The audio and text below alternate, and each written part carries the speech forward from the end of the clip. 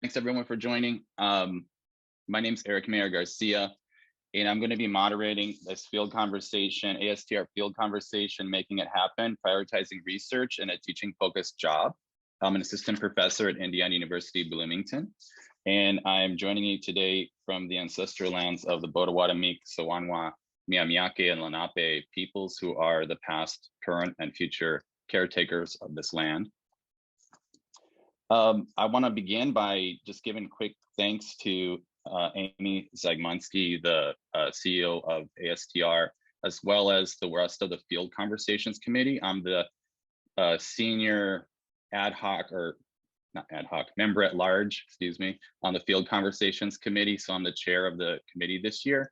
I'd also like to thank Aviva Neff, Chris Nasrat, Eric M. Glover, and Diana King for joining me on that committee and organizing a really exciting group of field conversations. This is the first virtual field conversation for this year's conference. In person in New Orleans on Saturday, November 5th, we'll also have a field conversation at 1 p.m. Performances research outside of theater and performance departments, and that's going to be with Sarah Aronson from Louisiana State University, Nadine George Graves from The Ohio State University, and Gabriel Peoples from Indiana University, Bloomington.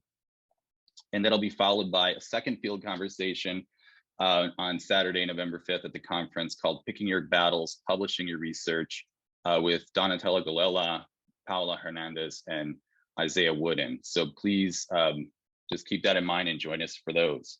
I'd also like to thank our speakers today who are joining us to talk about this very important topic and highlight the research, the amazing research they've been able to do while in teaching focused jobs.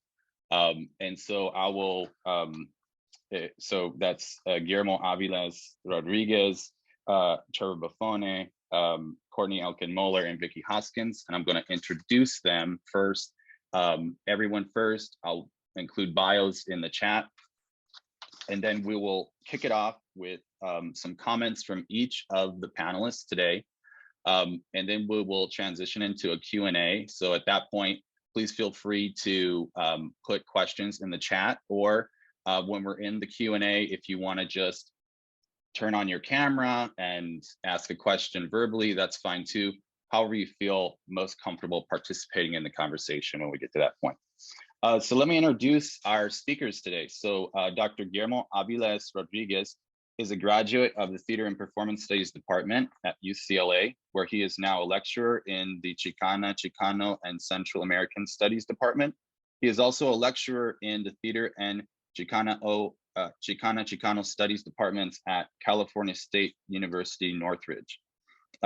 Some representative examples of his publications include Theater in Transit, a transit-oriented site-specific triptych in Theater Forum, Daring Zoot Suit for the Next Generation in Etzlan, and various discovery guides, including one based on the 14th anniversary production of Zoot Suit by Luis Valdez.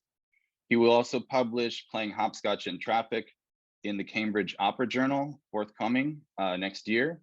And he was the co-winner of the 2021 Lowrider Studies Scholar Activist of the Year Award, and part of the Harvard University Mellon School of Theater and Performance Research in 2021 and 2022, and the University of Notre Dame's Young Scholars Symposium Institute for Latino Studies in 2021. Our second speaker will be Trevor Boffone, who is a lecturer in the Women's Gender and Sexuality Studies program at the University of Houston and a Spanish teacher at Bellaire High School. His work using TikTok with his students has been featured on Good Morning America, ABC News, Inside Edition, and Access Hollywood, among numerous national media platforms. He is author of Renegades, Digital Dance Cultures from Dub Smash to TikTok, and editor of TikTok Cultures in the United States. Boffone is also co-editor of Latinx Teens, US Popular Culture on the Page, Stage, and Screen, and co-editor of 5 collections on Latinx theater and cultural studies. Courtney Elkin Mohler is an associate professor of theater at Boston College. Mohler specializes in Native American theater, critical race theory, and Theater for Social Justice. Most recently, she co-authored the book Critical Companion to Native American and First Nations Theater, Indigenous Spaces from Bloomsbury. Mohler has contributed chapters to numerous collections on Indigenous performance arts and culture. She has published articles and reviews in the peer-reviewed journals Theater Topics, Modern Drama, Ecumenica, Platform, Theater Research International, Latin American Theater Review, and Text and Presentation. Bridging her research and artistic interests, she also regularly directs and dramaturgs for the professional Native American theater company Native Voices at the Autry in Los Angeles, and serves on their national play reading panel. Vicki Hoskins, our fourth speaker today, is a theater scholar, dramaturg, and intimacy choreographer. She is currently working on her first book project, which details the history of playbill, alongside the development of the commercial American theater. Vicki is assistant professor of communication and theater at DePauw University, where she teaches acting, performance studies, and theater history. She received her PhD in theater and performance studies from the University of Pittsburgh. And so please help me to welcome the first speaker, Guillermo Aviles-Rodriguez. Great. Thank you so much, and really honored to be a part of this workshop with so many awesome people. I'm coming at you from the ancestral lands of the Tongva and the Gabrielino, and in Los Angeles. And a little bit about my work. Before I go into that, I'm sorry, I'm a Latino male, I'm bald, I'm wearing a gray headsets and black glasses, and I have a beard. My research deals with mobility and how that affects identity, especially in the Chicana and Chicano communities of Southern California. And I also focus on migration patterns and on ancient American indigenous peoples, specifically the Mexica, the Olmec, and the Inca, and how that population affects the way that their modern descendants see themselves. And I want to pass it. I think, Eric, now I pass it off, or do I get to jam a little bit? Oh yeah, Sorry. talk a little bit about your work about my so and what it's like in a to do research and teaching focused positions. Thank you. And so multiple. Appreciate that. The so my current position has me in two different institutions, and one is a Cal State teaching institution mostly, and then at UCLA, which is mostly a research institution. And straddling that world was something I wanted to talk about, and how, depending on where you end up, it really does affect, I think, the way that you have to maneuver yourself. But there's also some things that I feel that are valuable for anyone who is trying to maintain research and is at a teaching heavy institution. And that is just, I'll share it with you now. It's just this concept of dressing for the job you want, not the job you have. And I know that's a very common thing that's thrown around, but that's the root of the advice that I've found very effective, which is, if we're planning, as I am, to be in a tenure track position, then the behaviors of publishing and researching and conference attendance really does have to start now, as I'm searching for that. And I found that that has opened up opportunities for me to get closer, inch closer to that goal. So I think that that's a good thing to, maybe we can kick around, because it's a little bit counterintuitive, because just as you're trying to maneuver and swim around with all these classes, the last thing you probably want to think about is sitting down and cranking out a book review. But I think that that's been valuable for me to keep me with my eyes on the prize. And then the only other thing I'll say that I hope that comes up is just how little accountability there is for the most important aspect that necessary to land a full-time tenure track, which is that publishing and that research. So at the same time that it's the main thing, it's the thing that I have the most trouble keeping up with. So I wanted to share that. Also, I wanted to talk about the for me, the role that being a person of color in academia, and what the benefits and costs of that are. For me, and I only bring that up because I have two separate universities, but then I also have two separate departments in one of those universities. So at Northridge, I'm in the theater, which is very traditional, homogenous, and Chicano studies, which is the largest Chicano studies program in the nation. And so seeing that, I'd love to talk more about that later when there's more time, about the implications of being in a department that sees itself as promoting the identity, and another department whose focus is somewhere else, not necessarily antagonistic to diversity, but definitely not focused. And so coming into that, trying to maintain a little bit of what I have to bring in a place that is valuing maybe more traditional approaches to theater. And so that's all I'll say for now. I'll turn it over to Trevor.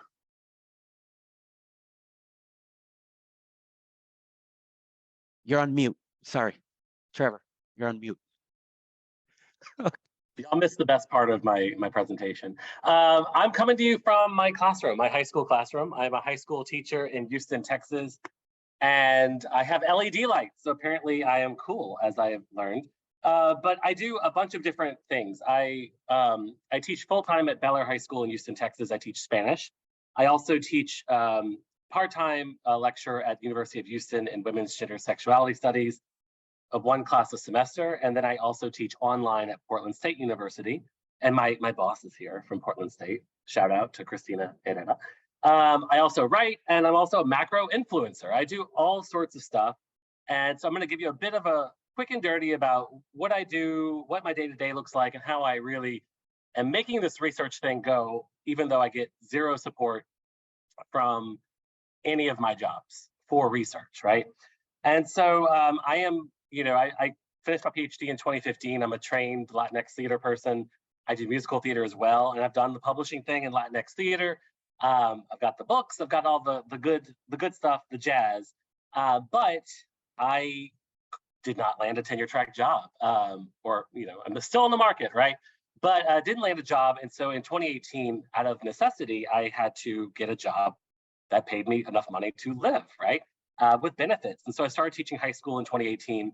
I can talk about this later, but my dad died on the first day of school, and I started completely in a very bad place. At the same time, TikTok came into the US, and Dub Smash and these other different dance apps are video apps. And my students, really quickly, I tried to write, I could not write. I would try to write after school, I couldn't do it. So for that year, I struggled, right? I was like, I don't think I can do this. I don't know what my place is in the world anymore. And then I went viral, right? And so going viral forced me to really reimagine what my research trajectory could be and what my place in the academy was, right? Or outside of the academy. And so I started writing, doing research on what was happening in my classroom, right? And we have, a lot of fun in my class. We make TikToks, we do the Be Reels, we do all the different stuff. So you see I have my prop closet, and I pulled some stuff out for y'all. And I ended up writing Renegades, which is about basically how Black folks make the culture on TikTok, right? And half of the book is about my classroom. I'll take off the props. I love Pizza Hut though. And so what I've tried to do is find research that is doable with the job I have. And so I look at my classroom as a lab, as a collaboration space, where my students and I are really getting down and dirty in the ins and outs of this theatrical space online. I do focus groups with them. I do interviews with them. They teach me as much as I teach them about what is happening on these apps. And so I feel like when I go to sit down and write, it just flies out of me, right? Because I'm doing 40 hours of field work every week, which sounds insane to say. But what I did was I had to kind of shuffle around my days to be able to write and actually do research. And so in a typical day, I wake up at about 5:30 in the morning because that's what a higher power has decided I should do. And I usually work out for like an hour, and then I get dressed. I come to school early, and I write from my classroom for an hour or an hour and a half. And so I never sit down to write without knowing exactly what I'm going to do, right? So I don't sit down and say, oh, what should I write about? I am thinking about it during the run or during the drive to school. And so when I sit down, I have a very positive relationship with the writing. But I only write for about an hour a day. Then I teach 5 classes at the university. On 2 days a week, I go to the University of Houston after school. But I do not write after school. At 4:10, I do not work at all. I don't write. I barely check my email. I don't edit. On the weekends, I do not write on the weekends. I don't believe in that. I believe in work-life balance, which I know is wild to think about because I have the publications that make me look like I don't sleep, but I just work smarter. To me, this is about project management. And so I found ways to manage my projects while having jobs that quite literally make it impossible to do this. Running out of time, but I have a few more thoughts. Some things that I found successful are collaboration, finding ways to do sustainable research through collaboration. So I have 2 collaborators who are actually here today, Christina Herrera and Danielle Rosali, and I have weekly meetings. We have Zoom meetings that are set up throughout the week, regularly standing, where we catch up, we do the work, we hold each other accountable. I've also really leaned into, and I got about 20 seconds, public-facing scholarship. So I do a lot of work on TikTok, and I do a lot of work that don't be real, and so on and so forth. And so I put that work out there in those spaces. And I'd love to talk more about during the Q&A about collaboration, because I feel like I'm doing some interesting stuff with not TikTok scholarship, but using TikTok as a space for public-facing humanities and theater research. So I will pass the baton. That was a fast and furious 5 minutes. I'm going to pass it off to, I think, Courtney. Yeah. Boom. Hi, everybody. Trevor, you're so inspiring. Can I just start my talk by saying that? Haku Pitap, Courtney Elkin Mohler, Kakti Kakti Nali Santa Walla Walla. I am Courtney Elkin Mohler. I am an associate professor at Boston College, new this year. And I come from Santa Barbara, California, and was just speaking a very small bit of Barbarino Shumash to you. I guess I've had a little bit of what I would call a non-traditional trajectory as well. I finished my PhD in 2007 at UCLA, a great time to go on the academic job market, let me tell you. But it was really good because I think that I was young when I began my PhD program. I was 21, fresh out of my BA at UCLA. And I really wasn't capable of listening to my advisor's advice, which was always, you need to be thinking about publishing. You need to get over this hump about publishing. You've got to publish. And I also really needed to learn how to teach. So I spent 3 years as a ROAD scholar, and was moving between Cal State Northridge, Cal State Dominguez Hills, and UCLA, and teaching as much as I possibly could. And I didn't have any caretaking responsibilities at that point in my life. And so it was okay to be making barely a living and spending 3 hours on, the highway. And that's what I was doing. But it was also during that time that I kind of got over, or I pulled the proverbial trigger and took a risk and published my first chapter in a book. And of course, it was coming out of my dissertation. And so it was overwritten and all of these wonderful things, and had to go back and forth several times. But it really did show me that doing it once does make the second time easier, and so forth and so on. I guess what I would say about teaching because everywhere I've ever taught has been in what I would consider to be teaching priority space. I spent a lot of time as an adjunct, and then I moved on and was a postdoc and then an assistant professor at Santa Clara University. I then got tenure at Butler University in Indianapolis. And so I moved institutions midway through, and Butler and Santa Clara definitely consider themselves to be teaching institutions. And even though now Boston College is both an R1, and also because of its Jesuit focus or its Jesuit philosophy on education, I would still say it's a teaching focused space. I think that, like, for me, my research has been in Indigenous theater, which has a history that is incredibly long and rich, but really has become much more given a little bit more love and shine just even in the past like 5 years.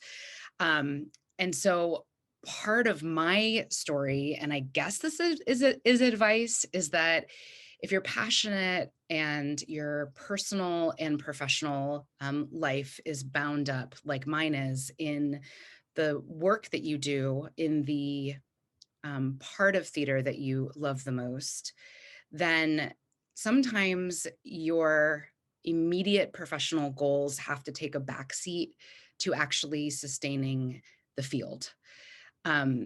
And so a lot of my energy and effort has been in making sure that my students and my colleagues across the academy and certainly within my departments know that Indigenous theater is present, that it has a viable and vibrant future, in addition to an important place in American theater. I'm particularly an Americanist, but in different national theaters and theater histories. And so I've kind of decided that my work is often going to be in the, like, I'm in the business of uplifting those voices within the field. What does that look like? That means that putting a lot of energy into service where I'm in a role where I can bring Native artists and pay them actual money and brings a little bit of shine to their work for the benefit of my students. And then I usually try, and I think this goes off of both what Trevor said and to a certain degree, what Guillermo said as well, I try to create opportunities for the things that sustain me to also be what I write about. So I will maybe not have like the most shiny performance studies piece in the world, like that muscle might be slightly less utilized right now than really doing a deep dive into a process where I direct a Native play, or where I spend a year doing development dramaturgy with an Indigenous playwright and then write about what that process is like. And I'm not just okay with that, I'm proud of that. You know, I know that not everybody can do what I do, and I can't do what everybody else does. And so I've tried to kind of find the space where I can be, I think, the most activist in my work. And I feel like I've been rewarded for that kind of relational ethos, which really permeates how I function in service, in collaborative spaces of writing and programming, and then also in my artistic endeavors.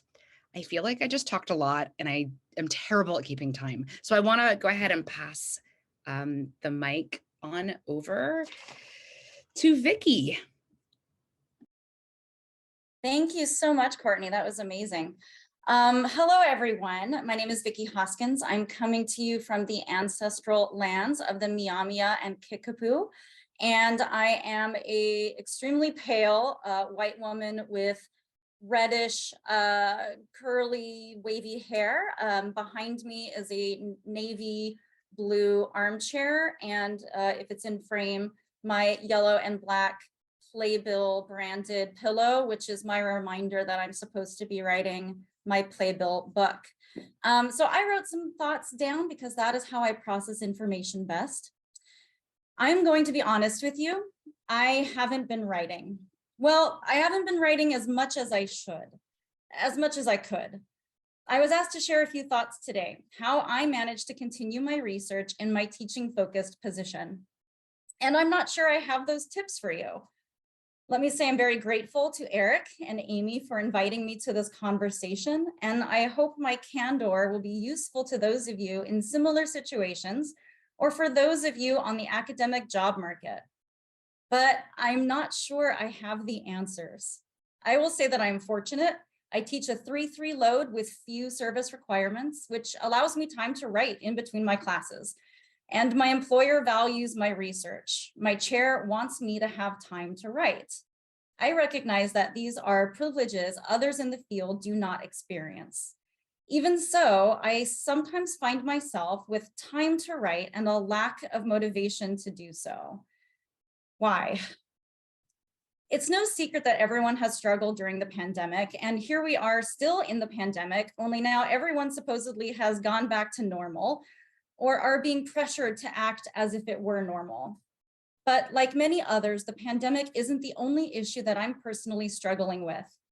I will say that I was lucky on the academic job market this past year. I got a job. Getting a job at all these days feels like winning the lottery. Yet my position is only guaranteed for this year. And before DePauw, I was an adjunct. And in that position, I certainly felt the kind of exploitation I'd heard about for years from my colleagues in adjunct positions. Before that, I was a visiting assistant professor. I have been a contingent faculty member for the last 3.5 years. As a contingent employee, I rarely see the same kind of value being placed on my scholarship as the scholarship of my tenured and tenure track colleagues. This is nothing new, of course, and let me make it clear, I love my job. But contingency is antithetical to producing research.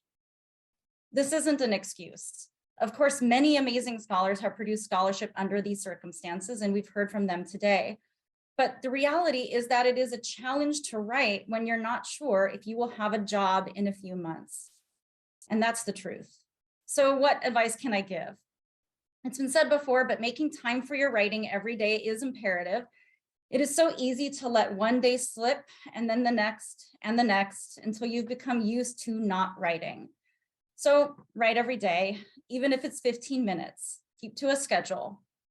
Find ways to make your schedule work for you. For example, this semester, I teach 5 days a week and my classes are spread out from 9 a.m. until 4 p.m. My department jokes that I have the worst schedule in the department. Well, everyone is different and some folks might love this schedule, but it isn't writing conducive for me. I do my best writing in the morning and early afternoon, essentially the time I'm on campus. So I asked my chair if I could consolidate my classes to a Monday, Wednesday, Friday schedule for next semester, which she did approve. This allows me all of Tuesday and Thursday to write and the late afternoons of the rest of the week for shorter writing sessions. Now, not everyone has that kind of flexibility and not everyone has a supportive department chair. But if it's possible, see if you can make your schedule work for you. You never know until you ask. As I said, what I'm suggesting isn't anything new, but I hope the repetition demonstrates the importance of what we're all saying. I look forward to hearing more from my co-panelists because, again, I don't necessarily have the answers. I am working on it, and even though I feel guilty when I miss a writing day, I am making progress. And that matters, even if some days progress feels like small steps forward instead of huge leaps. And I will pass it on back to Eric.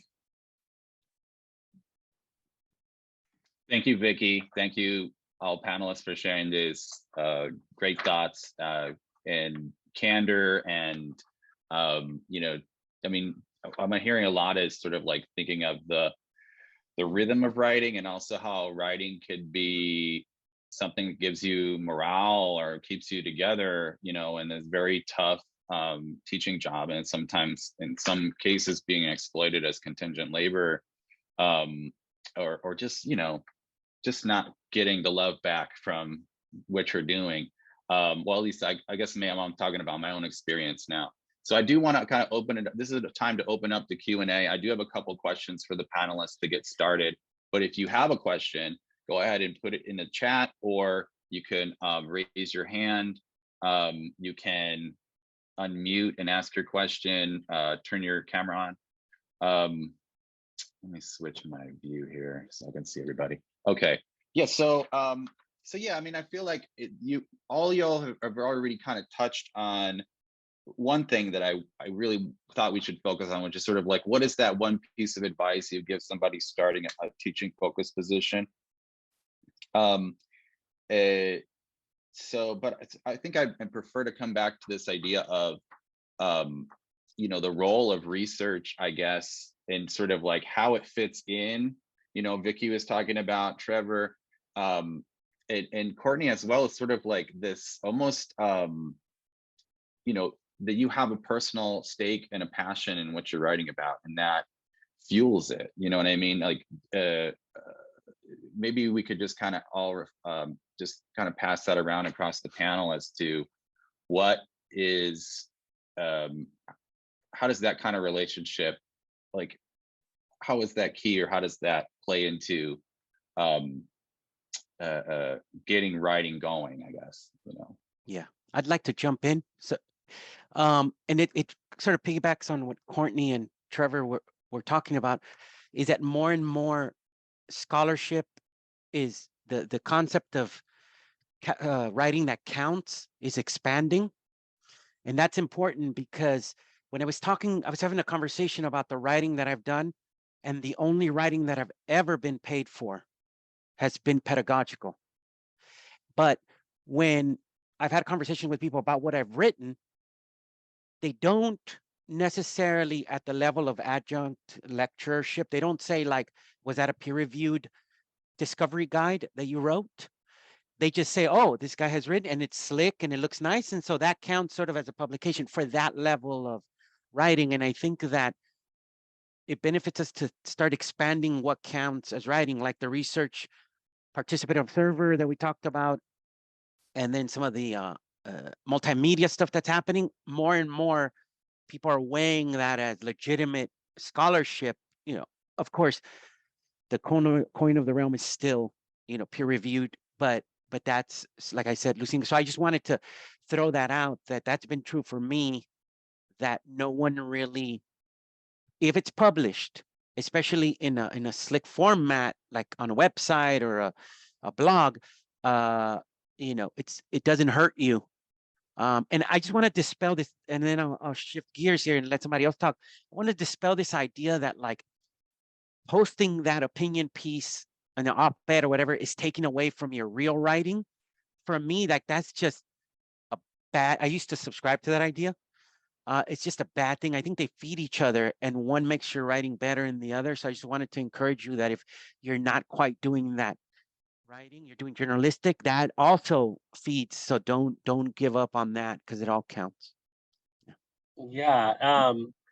Something I didn't say before was I kind of touched on it, and maybe the people really looking at the subtext got it, but I never intended to do the research that I'm doing. I shifted because I had the identity crisis, but also I was shifting to do something that was sustainable with the job that I have, right? Like I didn't go to grad school thinking I'm going to write about social media performance, right? But then when I look back at my, trajectory, like I have been doing this for much longer than, 2018. But so my advice to folks is to find, if you're in a position where it's teaching heavy, is to find ways to bring that teaching into or make it sustainable with what you're doing. So, it might be you write more pedagogical articles, right? That marry your classroom with your scholarship. And in my case, I very much, because I'm writing about my classroom, it makes me excited about my job. And I'll be honest, no one's around. I don't always love my job, right? It's very draining. Like being a high school teacher right now, especially during the pandemic, I'm sorry, I know we're in the pandemic, but during the virtual years, right, was really, really difficult, right? And so, I have to kind of do some mental gymnastics at times. But what I do is the writing in the morning, what I found was I'm a morning person, and the morning is when I'm most productive, and it's also my favorite time of the day. And so what I do is I only do stuff for me in the morning. So like I don't come to school early to create tests or to grade or to lesson plan or to, if students want to meet before school, I'm like, not happening. There's lunch, there's tutorials, right? And I use that time in the morning to do something that I love and that brings me joy, right? So every day I'm setting myself up for success, no matter what happens in the classroom or professionally or in my family or whatever it might be. Like I've already done something for myself from that very beginning of the day. And I have a friend who is a writer, actually the Texas Poet Laureate, and it's a high school teacher. And he is a night owl. So he reserves that time from like 10 p.m. to like 1 a.m. to write, right? It's like a sacred time. And so I would encourage you to find your sacred time and to privilege it. And then also to not be afraid of shifting gears in terms of what your research actually is doing. And I'll put up Oh, I see there is a question about IRB. I'll be very honest. My students are not the subject of my work, so I have not gone through IRB. Also, this is something I've gotten into conversations on Twitter about, whereas I don't know that IRB and I are in the same conversation. I do not have a full-time job at a university. I have almost no relationship with the University of Houston beyond showing up, teaching my class, and leaving, right? And so I know there's been a lot of conversations on Twitter recently and Facebook about like, who does IRB actually apply to and what it actually does. And if you think I'm very wrong, then please call me out on it. But if I was writing about my students, I would feel like it would be a little different. They're more so, we're just having conversations, very informal. It's super informal. And I will stop talking now, but I do have ideas about collaboration that I want to talk about later. Okay, let's come back to that. Vicki or Courtney, did you want to add anything to the first question?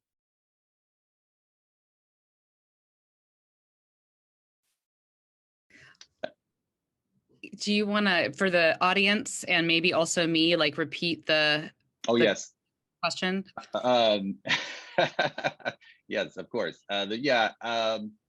You know, I was thinking through it, I think, when I first asked it, but it was the idea of how you know, research can help be, and writing actually in all its different forms could be a way of sustainability within a stressful job with lots of different kinds of demands, a way of grounding, a way of centering. Yeah, I think I don't know that I don't mean to be contrary. I do enjoy That's writing okay. when it's done. And I think a lot of, like, when I got my PhD, I think I thought I was going to be a professor that did do mostly writing as my main form of scholarship. And that's actually shifted over time to meet the needs of my institutions, my own creative needs. And then I also, again, I'm just going to go back to like what I really believe that the field of theater needed some folks to I hate that it needed it, but it needed some folks that were going to spend their time legitimizing Indigenous theater. And I mainly have decided that writing is a way to do that. Creating work, like actually, you know, spending my time directing and developing work with Native playwrights and directing their work and introducing it to my students and to the world that way, of course, has been generative. And I consider that to be part of my research. But when I write, I frequently do it to, like I said, to like show the importance of this incredible work that's being done that other folks maybe would love to know about, but have never heard of it or have only heard a little bit about it. And so I kind of, I guess it's sustaining in the way that activism is sustaining. It's unending. It is exhausting. But it is satisfying to know that when I write and an article gets published, I'll give you an example. I recently published an article with the American Indian Journal of Research and Culture that was actually in a little bit outside of my comfort zone because I was writing about television. I was writing about prestige drama and the trope of the Indian casino chief.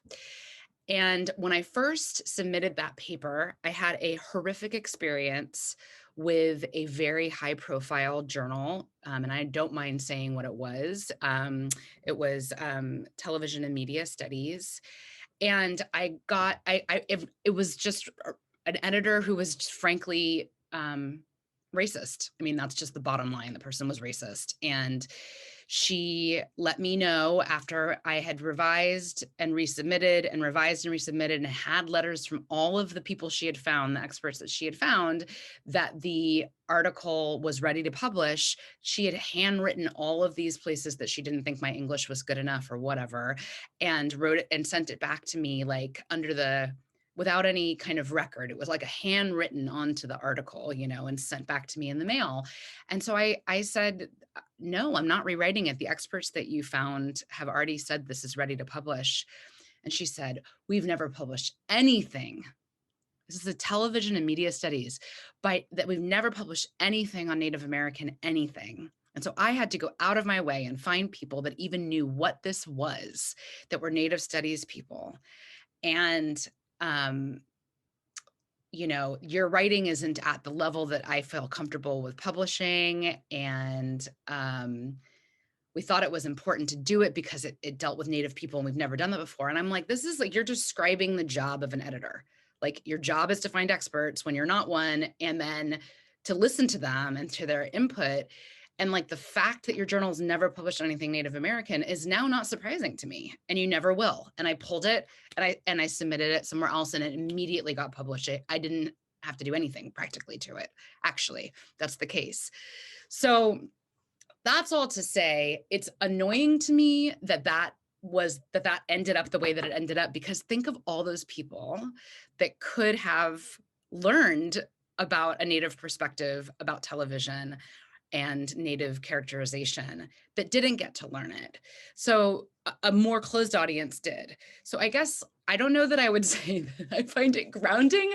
I think that I find it invigorating and I find it essential, because I'm so privileged to be able to be somebody with a doctorate who's received so much love from the Academy and a paycheck and get to do theater here, that I feel like I have to show what I like, what I know. I have to kind of show it out. So I guess it's grounding in the way that like going to I mean, it's not grounding, it's important and sustaining in the way that like protesting is important and sustaining, if that makes any sense. Yes, thank you. Eric, I was wondering if I could shift the conversation a little. Is that okay? Yes. Okay, so I got a DM with a question, which I think is like super valuable question. I would love, I will try to address it, and I'm hoping others will be able to have tips as well. But the question was, especially after having a period of perhaps not writing or not productive writing, what sort of tips might you have to restart that writing process? And I spoke a little bit about how, you know, I got started this new job, I just moved, everything had to be perfect. And so there was a period of time of just not writing. So trying to force myself to get back into that rhythm was super important and really challenging. So for me, tips to get back into writing: one, just sit down and try to get something out, even if it's like 10 minutes and it's just a brain dump and it's maybe not the best thing that you've had. I also find that trying to work on something that isn't quite as daunting is helpful to me. So right now, the book is a big, scary thing that I'm currently working on. But then if it's like, it's maybe a bad brain day, what can I work on that's still writing, that's still getting my thoughts out there, that isn't the like intimidating big book project? So I'm working currently on a co-edited edited collection with Christiana Moldrum-Harkelich. So we might work on that together, kind of addressing the everything that everyone has said so far about you know, working collaboratively, which can sometimes fill in the gaps when perhaps you're not feeling productive, but perhaps your co-author is feeling productive. That's been helpful. I've also been doing a lot of intimacy choreography at DePauw. So I'm currently using that time to write something for the Journal of Consent-Based Practices. And again, going back on what others have already said, just sort of affirming the same tips of, you know, this is time that I'm already spent in the rehearsal room. Why not use that to write something? And it's something already like, it's language I'm using every day. So I can kind of work on that. And then the next day, I'm already in the mindset of writing. Now let's work on the book. Let's work on the thing that's like, oh, this big, scary, daunting thing, the book project, dun, dun, dun. So that's been helpful to me, but I would really love if anyone else would be able to answer this question with additional tips. Yeah, I'll jump in really quick, and I put some stuff in the chat too. But I think collaboration is really important for folks who are not at an R1 or who are in our positions. And just like Vicki was saying, having someone else that you can rely on when the words are not coming to you is amazing. So I've been working with Christina Herrera in the chat. We do a lot of work on Latinx youth culture and Latinx YA literature. And we'll have meetings where one of us talks and the other person is typing, right?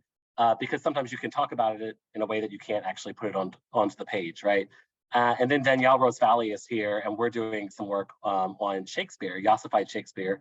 and these queer, like very fun, very pop culture appropriations of Shakespeare. And we do the same thing. We have our meetings 2 times in the morning, sorry, 2 times a week in the morning, and put our website in there too. And we talk through things, and one of us is typing, one of us is talking. It's a lot of spilling the tea. It's a lot of venting. It's a lot of fun.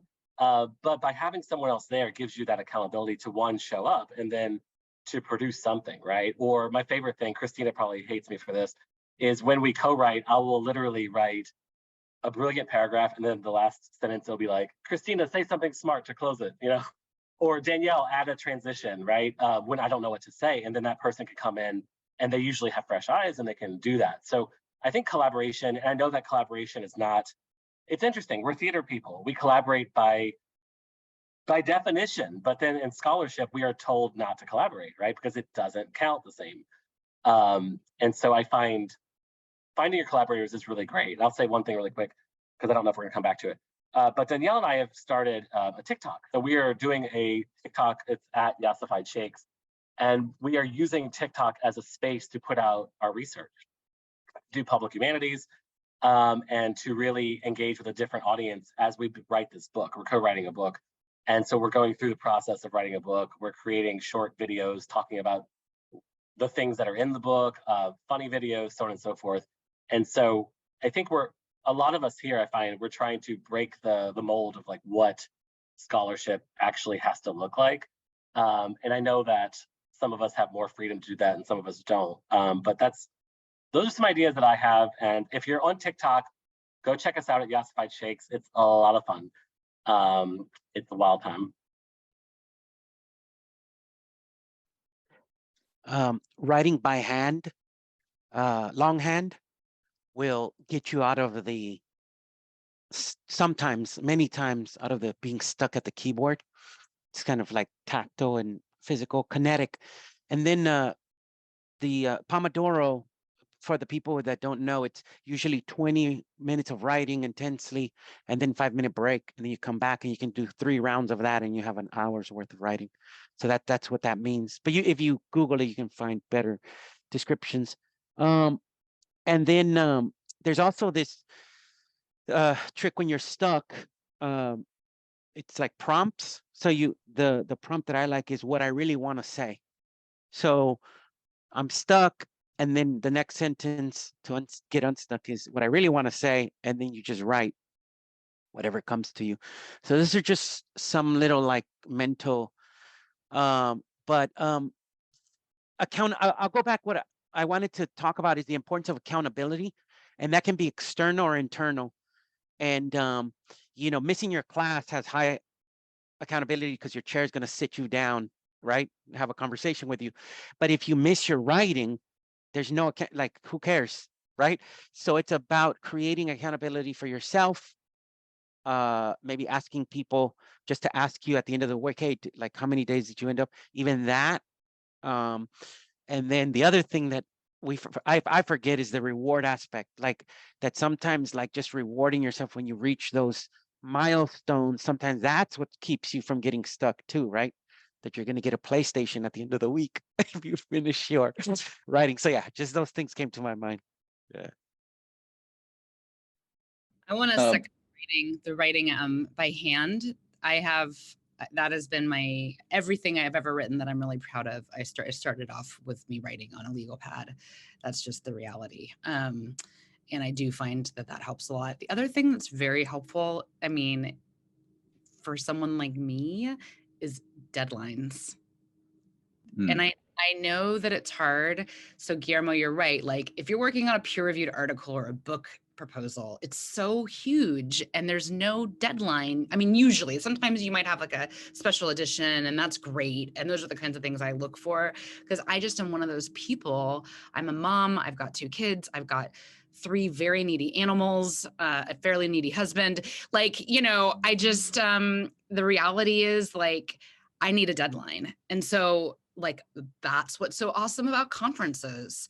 And once you have really gone and made some connects, you get asked to do some stuff. And then the deadlines are attached to some emotional leverage, right? Like you're not going to, if Trevor asks me to contribute something and I say yes, I'm not going to leave him hanging, right? Kind of a thing. So that's part of it too. But yeah, I mean, and if you're somebody who can do an artificial deadline, that is awesome.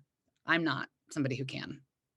You know, I think that's really where that's where the collaboration though is good, is because then somebody can give you a deadline that is your writing partner. And it's real. It's more real than you giving it to yourself. And I just want to jump in and say this, talking about book reviews.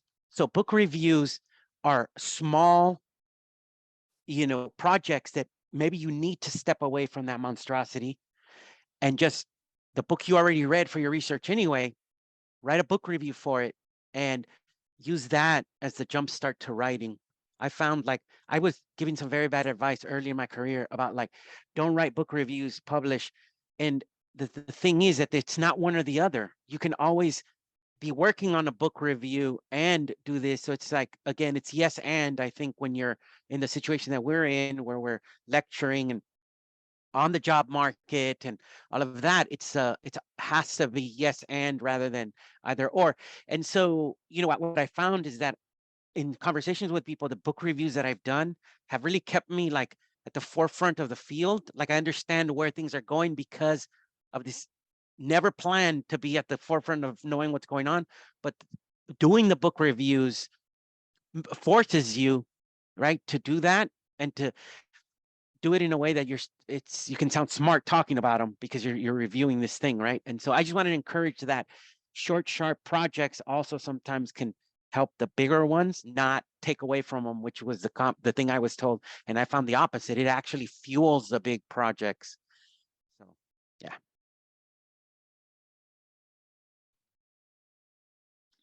Well, we probably have time for maybe one more question. I did see someone turn on their camera. I thought I just wanted to encourage you to, go ahead and ask if you wanted to, give you a chance to do that. While I thank each of the panelists for this really exciting conversation. Thank you for sharing your tips, your secrets, in sort of how you deal with writing, how you're looking at writing, the multiple modalities of writing. I think I'm also hearing like the importance of the connection with between your research and kind of where you are, and that that there's a lot of innovation, there's a lot of multi-modalities of writing that are happening by scholars and teaching focused jobs, and I think that that's not a coincidence, and I think that's something that we should pay attention to and regarding shifting paradigms, which are and the need to do that. So thank you, Vicki. Thank you, Courtney, Guillermo, and Trevor for an amazing field conversation. Yeah, so if there aren't any other questions, we'll go ahead and wrap it up.